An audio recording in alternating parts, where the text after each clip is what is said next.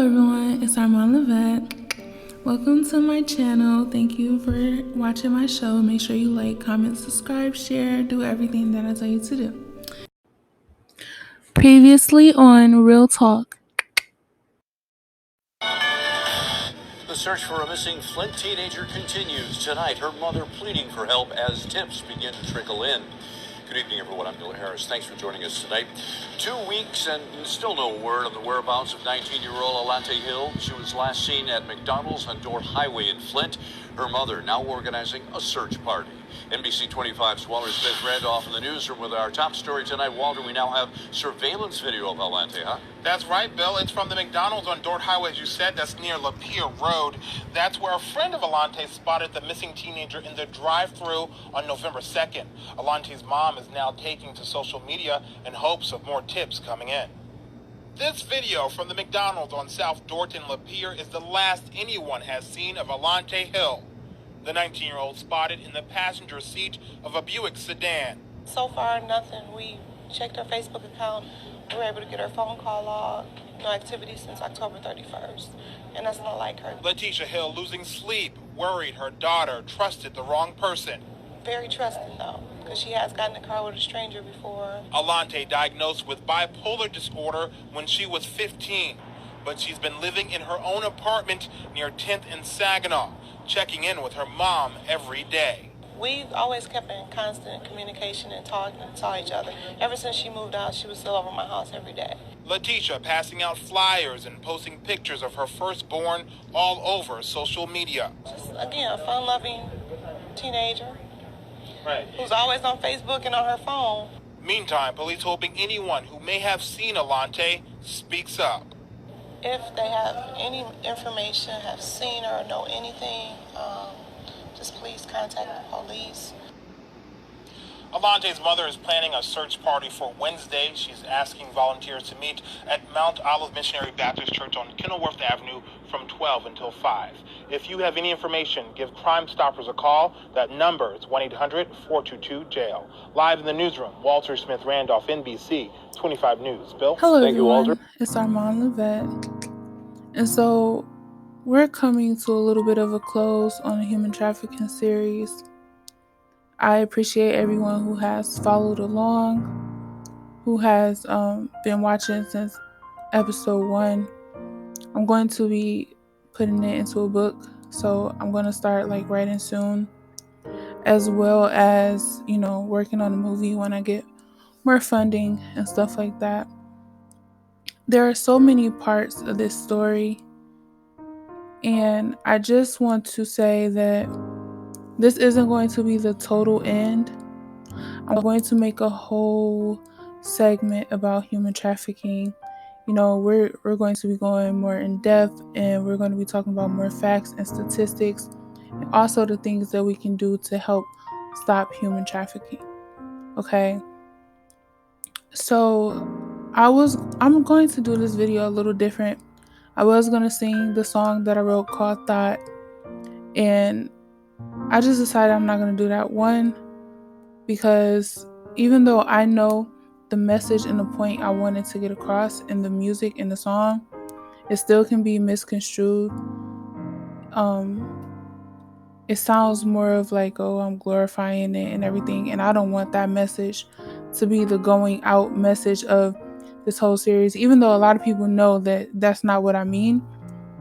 Some people just tuning in may not.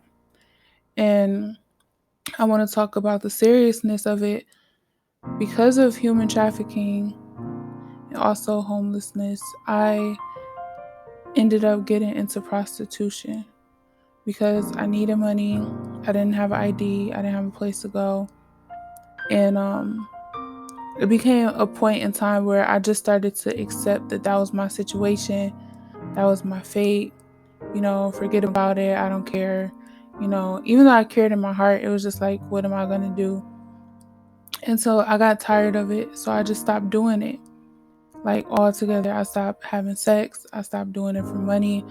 I started sleeping on the train. I didn't care anymore. I didn't want to do any of it anymore. And so, I never did.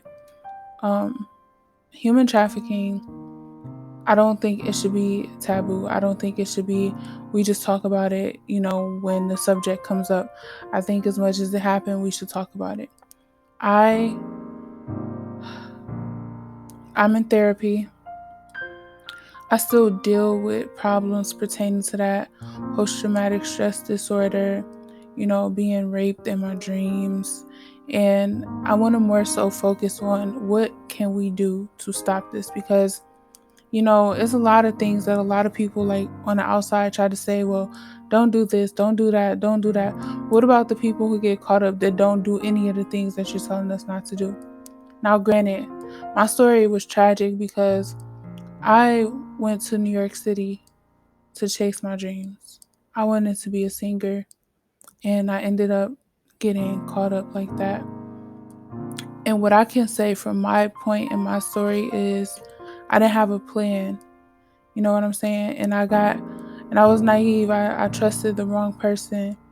I let them sell me a dream because I wasn't thinking that somebody would do that to me. I wasn't thinking that that stuff happened like in the United States, or I never thought it would happen to me. You know what I'm saying? And the fact that there was such a detachment, like only thinking like, oh, it happens overseas or it happens in like some deep dark part of the world, and not even thinking that this could be a trafficker right here. And I don't want to make anybody paranoid, like thinking that everybody could be doing this, but you never know because they didn't look like how you see them on TV. They look like normal people, you know? And the abuse, the trauma, the psychological damage and break that creates and does to a person, it's nothing that I would wish on anybody. There's been days where I have wanted to die, to end it all. Days that I didn't know if I was going to die. There's been split nick of time moments where, you know, my life was saved. I was spared certain things. Way more things should happen to me. I should be dead right now. I should have a disease that I can't get rid of. I should have a baby that, I don't know who the dad is. Like, it's so many things that should have happened to me but didn't, and I thank God that I'm alive to tell my story. I thank God that I'm here. I thank God that I have a few people listening to me, and not just saying a few like the numbers matter. I thank God that there's somebody listening to me. I thank God that y'all sticked along this far and listen to my story.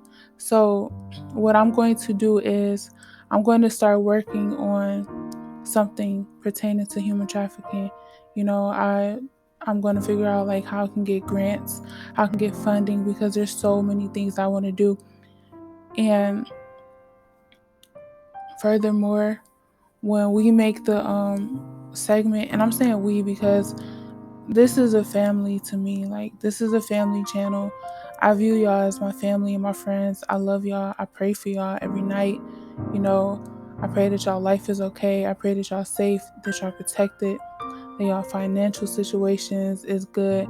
I love y'all. I really do. And I know that I haven't met all of y'all and probably will never meet some of y'all, but I still love y'all so much because this is a part of my therapy as well.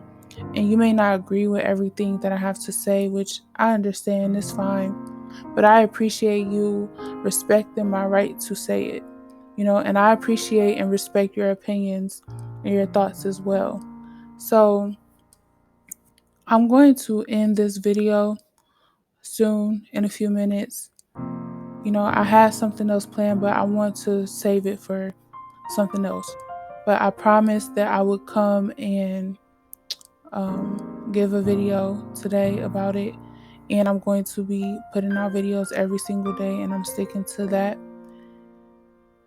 I made it, but a lot of people don't. A lot of girls don't make it out. They don't make it alive. They don't survive. And that's what I want to help. That's what I want. I want it to end. It's slavery. It's modern day slavery, and it's sexual slavery. It's oppression.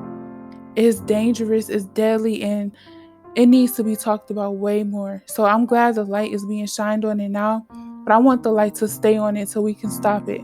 Even if it's, you know, people in high ranks and high places that's a part of it, it needs to be stopped. Okay? Because there's somebody who may not be able to take any more, you know, because nobody should be forced to have to take it. And the fact that you could sell a human being and force them to have sex with people and abuse them, it's just horrible. So stick along with me. We're going to be doing something. We're going to work on a project on, you know, getting this more talked about, more focused on stopping it from happening. If you are a new subscriber and you're just coming in on this part, or you're just coming to my channel on this part, I advise you to go back and watch part 1 up until this part, and you'll know all the things that I'm talking about. So with that being said, welcome to my new subscribers. Welcome to my channel. Thank you for watching my show. To my OG subscribers, y'all know how I feel about y'all. I love y'all. Thank you for rocking with me. Thank you for keeping up with the series. Thank you so much. And stay tuned because it's not over. We're going to be doing so much more. Okay? And I'm going to be working on the book. So make sure y'all buy that when I put it out. And, you know, just thank y'all for allowing me to vent, to talk. This is my therapy as well because I have somebody to listen to me, and that's all I ever wanted. So I hope y'all have a blessed day. I'll talk to y'all tomorrow. Make sure you like, comment, subscribe, share, and do everything that I tell you to do. Okay, bye. I love y'all. Bye. Later. That's the end of the show. Thank you for watching. It really means a lot to me. I really hate to go, but I have to do things. So I'll just see you later.